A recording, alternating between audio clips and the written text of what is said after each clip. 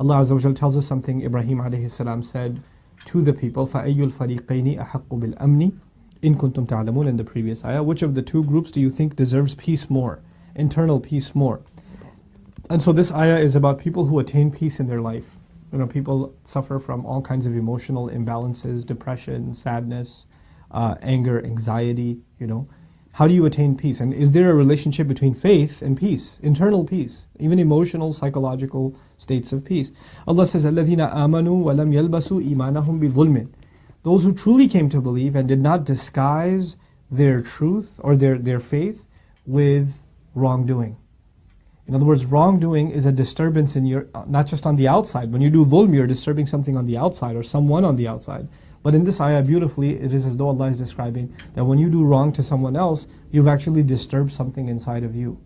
And then Allah says, if you're able to not do that, and not wrong others, and not do wrong, not do injustice of any kind, أُولَٰئِكَ لَهُمُ الْأَمْنِ.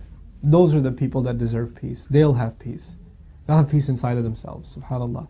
How many times we see nowadays that soldiers that come from war, that have witnessed atrocities, or in settings where there were no oversight, committed atrocities, or were silent witnesses to atrocities that their brethren committed during wars, they come back and commit suicide, or they have nightmares, or they're not able to have relationships, or they can't go to sleep, or they're all on kinds of medications, PTSD, and you name it. Not just from physical trauma. Physical trauma is something else, but just from the emotional trauma of what they've experienced, or what they may have even had to do, or they did and got away with. Well, they got away with it in the sense of the authorities and the government and all of that, but their insides have been damaged. They don't have any peace anymore, and they can't live with that.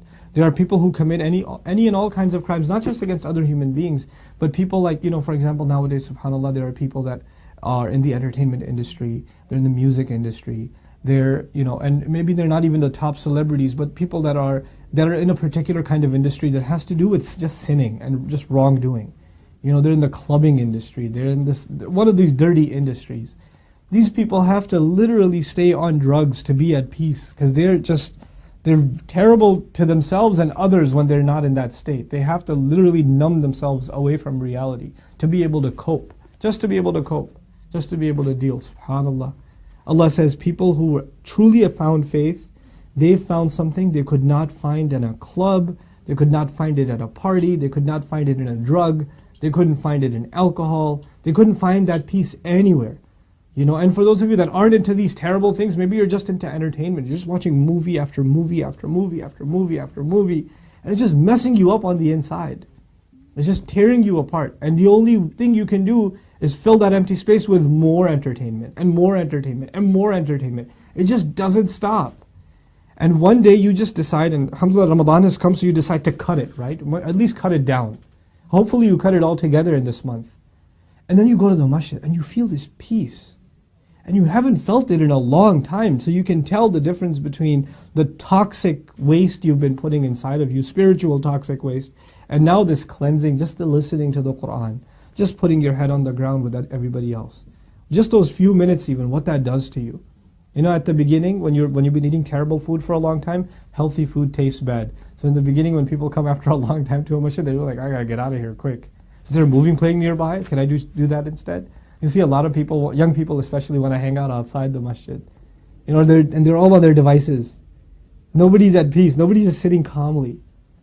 This is what Iman does. It gives you calm. It gives you peace. You're not jittery. You're not disturbed. You're not just constantly in the need for some other fix.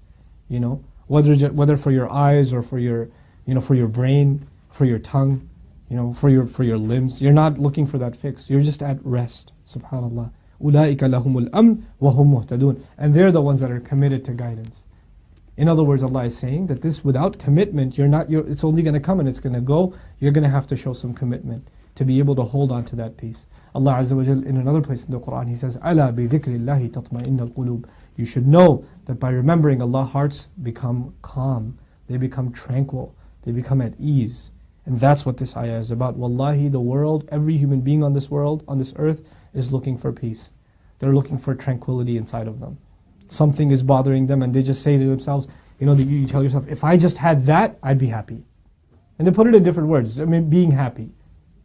If I had this much money, I'd be happy. If I got this girl, I'd be happy.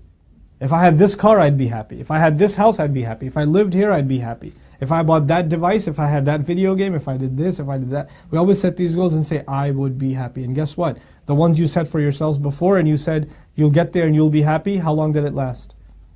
And then you moved on to something else that you couldn't find satisfaction in. This is the ayah that Allah Azza wa Jal teaches us through the words of Ibrahim alayhi salam. Timeless words, right? If it was true back in the day, it's still true today. SubhanAllah. The people who can truly find faith and they don't replace their faith with wrongdoing. So even if you're Muslim, doesn't mean you have peace. Maybe you're replacing your faith with wrongdoing. You need to stop doing the wrong, cut that out of your life, and Allah will grant you the gift of peace. May Allah make us all the people of peace, and may Allah make us all among al-muhtadeen.